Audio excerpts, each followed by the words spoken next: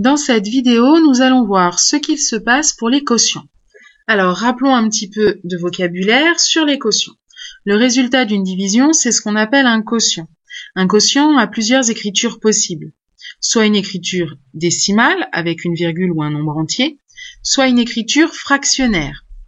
Le nombre qui est divisé, c'est le dividende, mais dans l'écriture fractionnaire, on dit aussi le numérateur. Le nombre qui divise, c'est le diviseur, mais dans l'écriture fractionnaire, on dit aussi le dénominateur.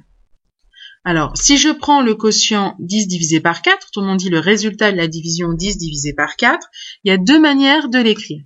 10 divisé par 4, si j'effectue ma division, elle va s'arrêter et je vais trouver en écriture décimale 2,5.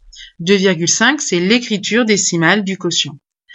Cette manière d'écrire, j'ai l'opération de division, 10 c'est le dividende et 4 c'est le diviseur. Maintenant, si le quotient 10 divisé par 4, je l'écris sous la forme d'une fraction. Je vais écrire la fraction 10 quarts. C'est l'écriture fractionnaire de ce quotient. À ce moment-là, 10 c'est le numérateur et 4 le dénominateur. Tout ça, en fait, pour faire le lien entre division et écriture fractionnaire. Alors, dans un quotient, quand une expression figure au numérateur ou au dénominateur, on va la calculer en premier. Alors, voyons ce que ça signifie sur les exemples.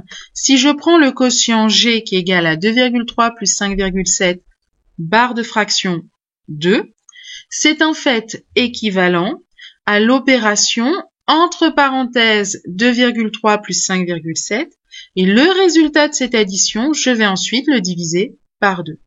Je calcule d'abord l'expression qui est au numérateur avant d'effectuer la division.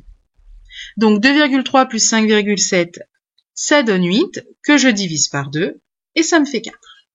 Là, ici, pour ce calcul-là, je vois que j'ai qu'un nombre au numérateur, donc j'ai rien à faire.